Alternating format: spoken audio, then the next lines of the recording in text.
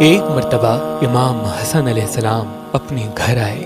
آپ اپنی مبارک آنکھوں سے دیکھتے ہیں کہ آپ کی والدہ بی بی فاطمہ زہرا سلام اللہ علیہا امام علی سے فرماتی ہیں، اے علی، میں نے اپنے بابا سے سنا تھا کہ ہمارا بیٹا حسین اسلام کے لیے بے جرم و خطا 3 دن کا بھوکا پیاسا قتل کیا جائے گا۔ میرے بیٹے حسین کی لاش پہ گھوڑے دوڑائے جائیں گے، یہاں تک کہ میرے حسین کی دائیں پسلیاں بائیں طرف چلی جائیں گی، بائیں پسلیاں دائیں طرف چلی جائیں گی۔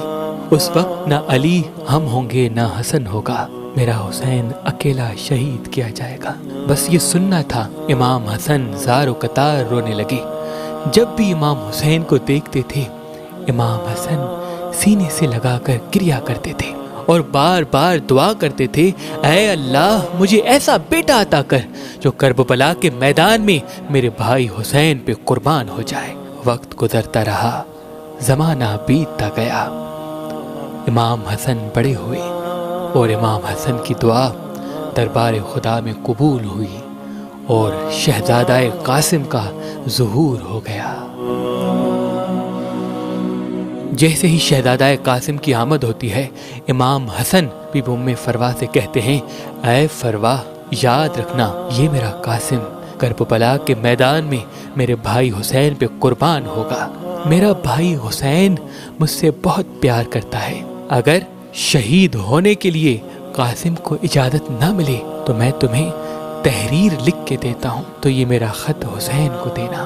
حسین خود بخود قاسم کو اجازت دے دیں گے۔ امام حسن کی شہادت کے بعد جیسے جیسے شہزادہ قاسم بڑے ہوتے گئے، بی بی ام فروا بار بار کہتی تھی، تمہارے بابا کہا کرتے تھے تمہیں اپنے چچا پہ قربان ہونا ہے، تو بار بار جناب عباس کے پاس آتے تھے اور کہتے تھے، چچا عباس، مجھے بھی جنگ کرنی ہے، مجھے بھی جنگ سیکھنی ہے۔ اور یہ شہزادہ کم عمری میں جنگ کے آداب سیکھتا گیا۔ زمانہ گزرا، وقت گزرا، حالات بدلے، کربلا کا وہ میدان آ گیا۔ ہر شہید اپنی اپنی جان کے نذرانے امام حسین کے قدموں پہ پیش کر رہے ہیں۔ اتنی دیر میں شہزادہ قاسم آتے ہیں اور کہتے ہیں، چچا حسین، مجھے بھی آپ پہ قربان ہونا ہے۔ مولا حسین نے کہا، اے قاسم، تم میرے بھائی کی نشانی ہو، جب بھی مجھے حسن کی یاد آتی ہے میں تمہیں دیکھ لیتا ہوں، میں تمہیں جنگ کی اجازت نہیں دوں گا۔ بس روتے روتے شہزادہ قاسم اپنی والدہ کے پاس آتے ہیں اور کہتے ہیں، ماں، کربلا میں سب چچا حسین پہ قربان ہو رہے ہیں، لیکن چچا حسین مجھے اجازت نہیں دیتے۔ بس یہ کہنا تھا، بی بی ام فروا رونے لگی اور کہا، اے قاسم، تمہارے بازو پہ جو تعویذ بندھا ہے اس تعویذ کو کھولو۔ تمہارے بابا نے مجھے پہلے ہی کہہ دیا تھا کہ ایک وقت آئے گا جب قاسم کو اجازت نہیں ملے گی، اس وقت یہ میری تحریر میرے بھائی حسین کو دینا اور پھر میری طرف سے قاسم حسین پہ قربان ہو جائے۔ بس وہ حسن کی تحریر لیے شہزادہ قاسم اپنے چاچا حسین کے پاس آتے ہیں۔ امام حسین جیسے ہی اپنے بھائی کی تحریر پڑھتے ہیں، آنکھوں سے لگاتے ہیں اور زار و قطار رونے لگتے ہیں اور اپنے بھتیجے کا سر چوم کے کہتے ہیں، جاؤ قاسم، اللہ کے دین کے لیے قربان ہو جاؤ۔ بس 13 برس کا یہ حسن کا لال میدان میں جاتا ہے اور شام کے بڑے بڑے پہلوانوں کو فتنہ کرتا ہے۔